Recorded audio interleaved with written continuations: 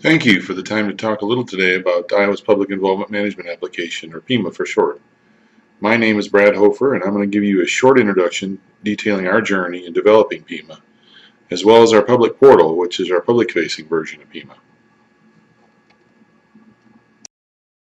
Even before the pandemic in 2020, we recognized the need for virtual public involvement. If you're like us, you've continued to see public participation in more traditional venues continue to decline, and those within virtual environments continue to increase. This graphic illustrates 2019 data presented by Hootsuite regarding digital trends in the U.S. The numbers to really pay attention to here are the mobile phone subscriptions at 106% and penetration of internet use at 95%. While globally these numbers are a little lower, in the U.S., market penetration of hardware and virtual access is particularly high. This slide illustrates the year-over-year growth trend across those same categories, and as you can see, with internet access at 8.8% and phone subscriptions at 1.8%, these growth trends are particularly high in an already saturated market. When we look at frequency of internet use, we realize that almost everybody uses it almost every day. So what is PIMA?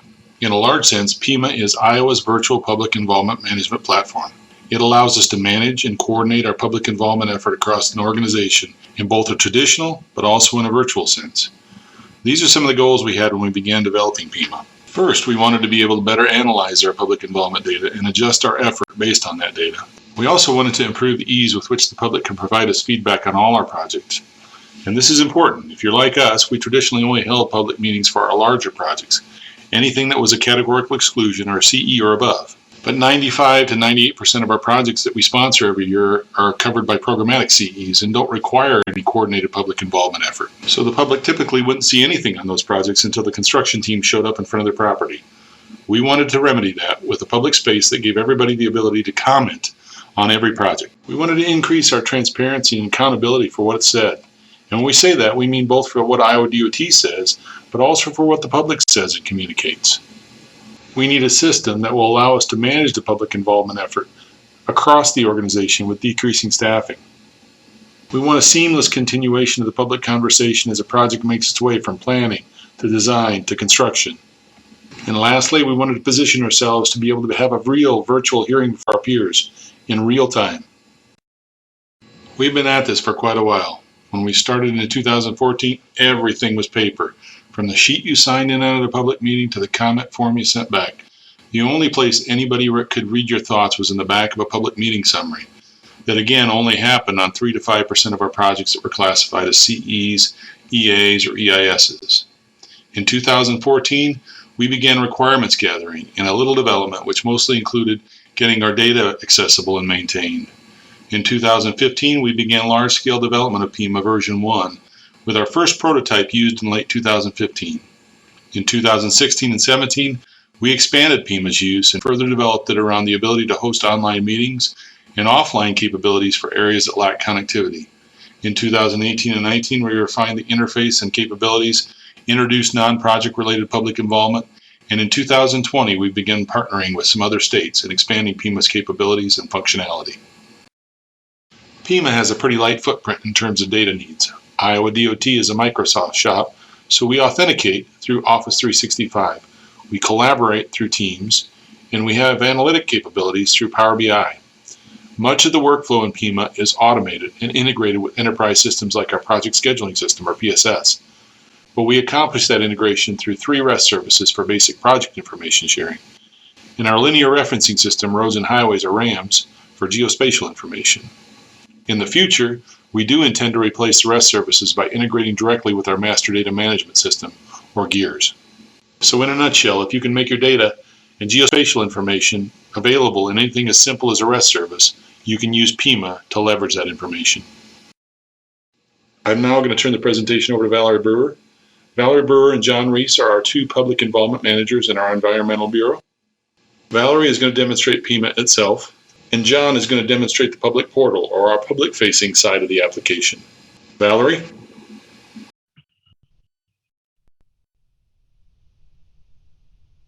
Thank you, Brad. So this is what PIMA looks like when we go into it. As you can see here in the upper left-hand corner, there is a button for My Project that shows all the projects that I'm currently working on. When I click on that, you can actually see that there's all projects, active projects. We can build filters for anything that we would like to build a filter for. We can actually add a project. So there's over 15,000 projects within PIMA right now. Not all of them have a public involvement event tied to them.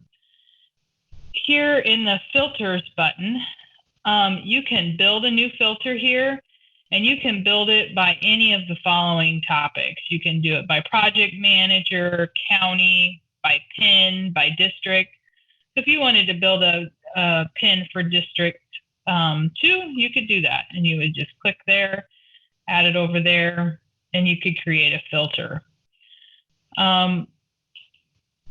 Over here is our admin area, and with the admin, we can actually make it so certain individuals can only see certain parts of PIMA, or they can only respond to certain things.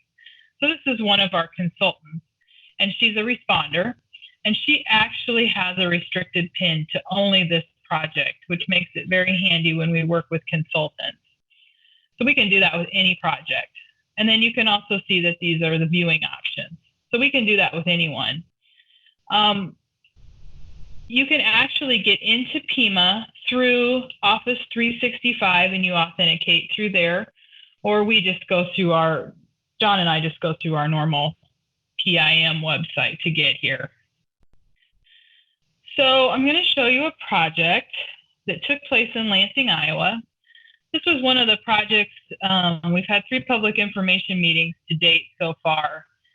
And it was very controversial when we started it. So you can see that I have this email button toggled. That means that any responses that go through the system or any emails that come in regarding this project, I will see. It'll pop up on my screen. You can see that there's 223 comments regarding this project, 824 stakeholders in the system. We've had 3 public information meetings to date, and here's some analytics that I'll show in a little bit.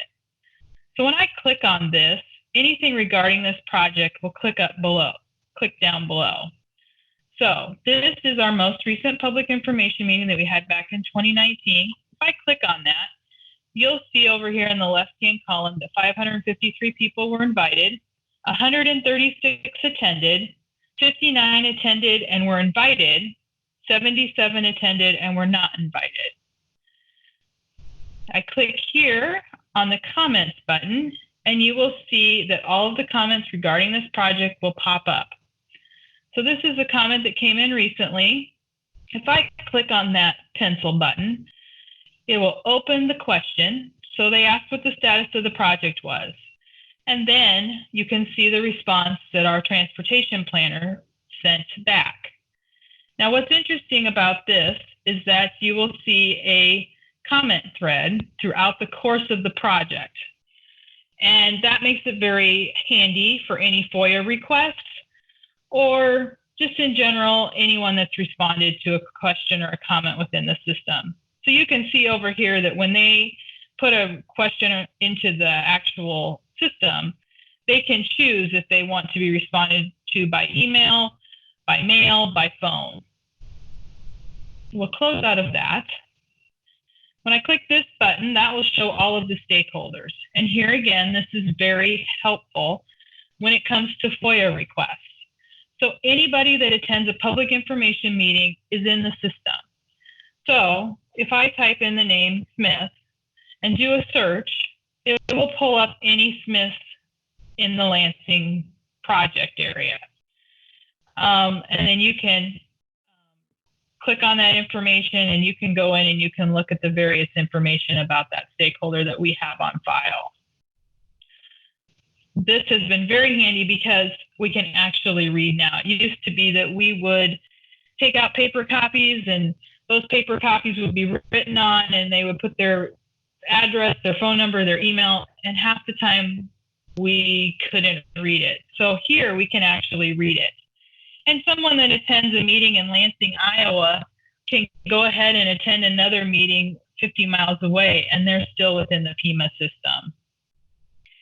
Here is the various public information meetings that we've had to date. So if I click on this, that will actually take me into what the information on the meeting. It shows the date it was held, the time it was held. These are any specifications of where it was held. We can take this over here and actually move it to our various meeting locations. This shows the types of invitees that we sent invites to. This is the tasks that John and I use leading up to a public information meeting. So it's kind of a checklist for us. This is where an online meeting would be shown, which I'll show you in a little bit. And then this shows our advertising information. It shows where we placed it, when we placed it, the size, and the cost. So back here, when we go out to a public information meeting, we actually take out iPads. And when we get our stakeholder information, we go out to GIS and pull up an area where our stakeholders are located, or we already have a study area that's been put together for us. So we'll take those stakeholders, we'll pull that GIS statewide parcel layer, we'll pull it into a spreadsheet, and then we will go out and verify those parcel owners on the county assessor site. And then once we have that all verified, we will upload that information into PIMA. So when they come to an actual event, what they will be asked to do is to enter their zip code and their last name, and then tell us how many people are attending. They would hit the continue button, and then if they are within the system, they should pop up here, and then they can say this is me, or they can say this is not me. If they click this is not me, what we would require them to do is fill in their first name, their last name, either their email or their phone number, and the city where their address or their parcel is located. And this is what the comment form looks like. So if they want to comment about a project, all of our advertising, all of our posters, all of our letters have an actual link that tells them where exactly to go. So they can either leave a project comment, or they can just subscribe to future updates on this project, or they can do both. They would hit the continue button. They would go ahead and enter their comment.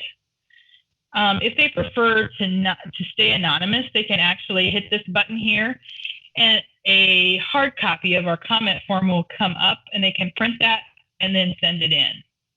They can choose the topics that they wish to, if their comment is in regards to a specific topic, they can choose that. They can actually move this slider bar to say that they're not in favor, less in favor, or they're more in favor or leaning in favor. And then we ask that they authenticate. We ask that they put their zip code in and their last name.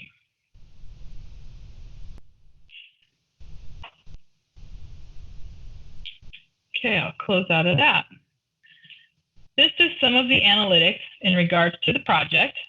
You'll see here that there's 223 comments so far. We have a favorability index of 73%.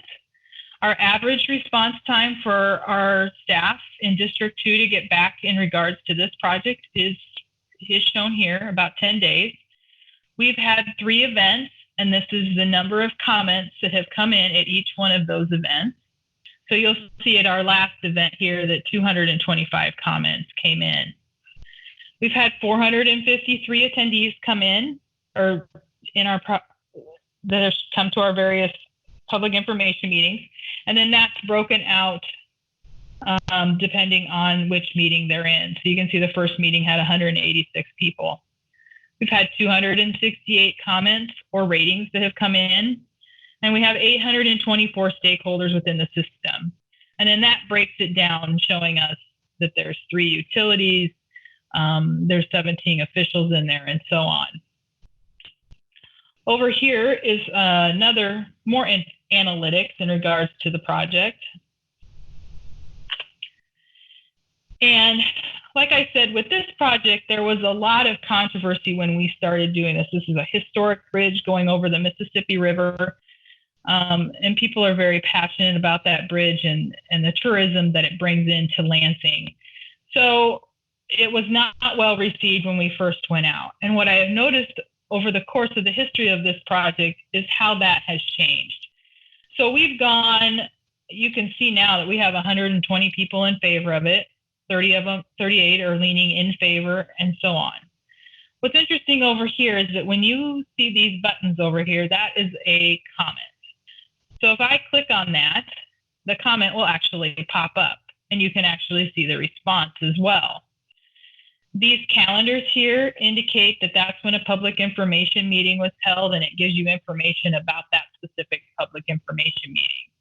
Yellow means that they're neutral, and red means that they're not in favor of the project. So we can zoom out and we can see exactly where these comments are coming in from, which is a very nice feature of PIMA. All right. So now I'm going to go back to my projects. I'll get rid of this. Go back to my projects and show you an actual online public information meeting.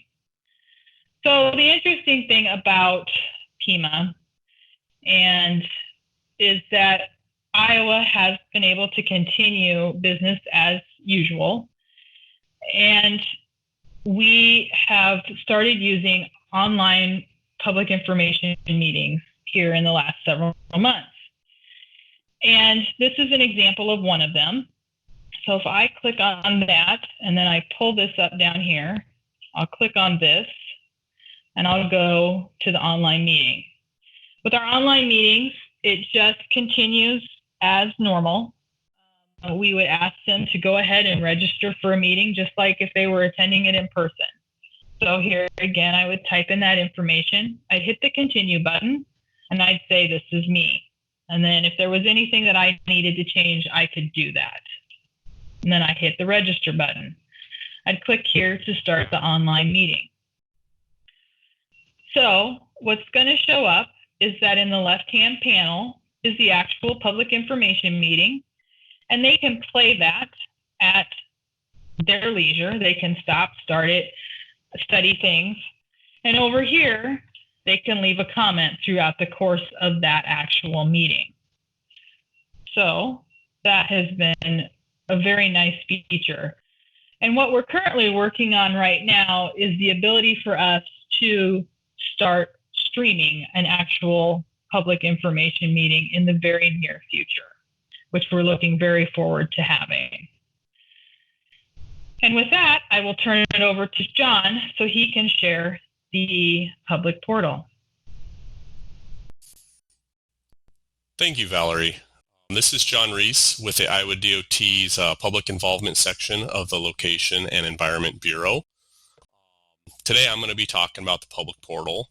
Unlike what Valerie was talking about, everything that she talked about with PIMA was more internal facing stuff. So what I'll be showing you is the public facing stuff. So what you can see on my screen right now is the Iowa DOT's Public Involvement website. So anybody can go out here and find information on public meetings we've held for projects. We pretty much built the public portal because we don't do a public meeting on every single project. So we have this map search function. So if somebody can't find what they're interested in from our list of projects we've had public meetings, they could go click on find it on the map. And once they click on find it on a map, they will enter our public portal screen. When they first log into the screen, it'll give them a series of instructions on how to use the public portal. So it'll highlight different functions and then they can read on what those functions do. They can skip through those and read at their own pace on how to use the tool. And then if they're done reading up on it, they can close it to actually use the tool. So when they actually see the public portal here, first they see a map of Iowa and all of the DOT projects on that map. At the top there, you can see how many projects are listed on the screen. And these are projects that are currently in development. They would be able to then toggle it to projects under construction. And then you'll see the number there will change to 596 projects under construction. And then they can toggle it to projects that have been recently constructed. We just rolled this out in fall of 2019, so that number will increase the longer that we have more projects in place here. So I'm going to go back to projects in development, and I'm going to show you kind of some of the tools on the side here. Folks can choose from different reference layers. They could, say, turn on their county boundaries. And there's also different base maps that one could choose. You can turn on aerial imagery or an imagery hybrid with street labels and aerial, or else just the basic street map. I prefer to use the street map because it's a little easier to navigate. The aerials are higher quality and they might slow your computer down at times. So the user can use the search bar up here to identify a specific city or an address, a location that they'd be interested in to see if there are projects in their area. I'm going to type in Lansing, Iowa. We've had a pretty big project out this way.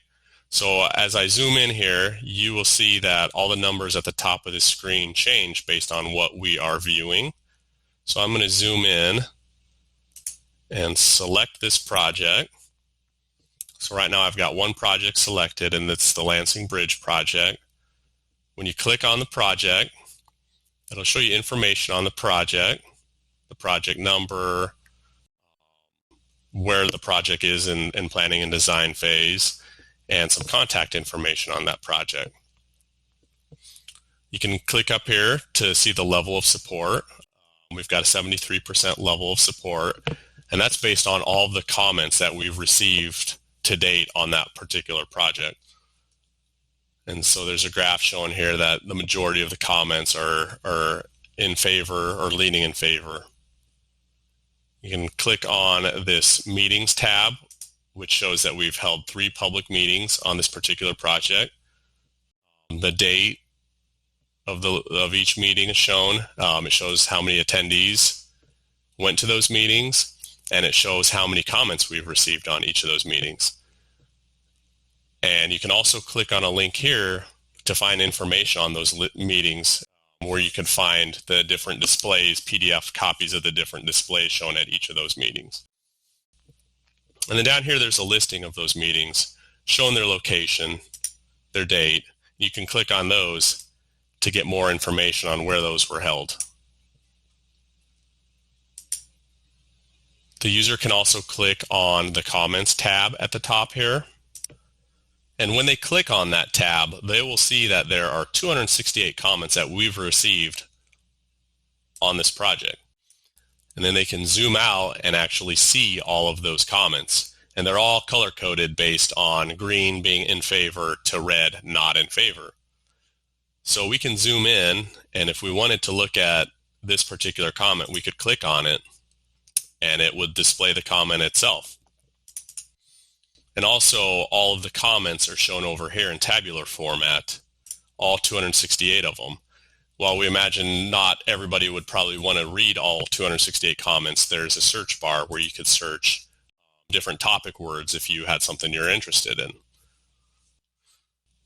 Also, we are kind of showing our transparency and accountability through this public portal.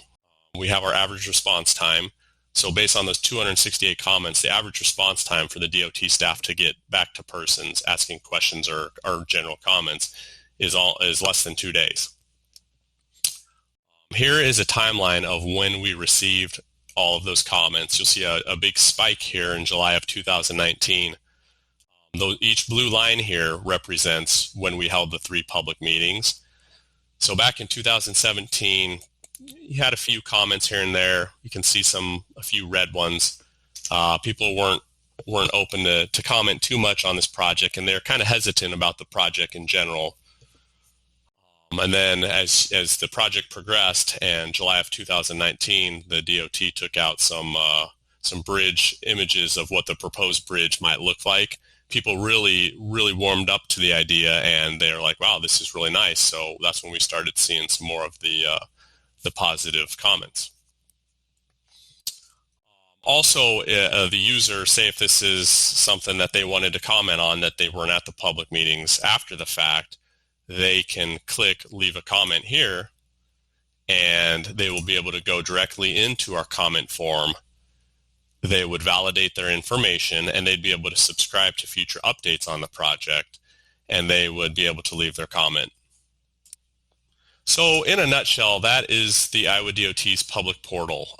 With that, I'm going to hand it back over to Brad. Thanks, John. So going back to our goals with PIMA, we've made strides in each one of these goals and worked hard. And it'd be nice to be able to say we're done and take a pause, but I don't expect that'll happen anytime soon. We've got quite a few things on the plate for this next year.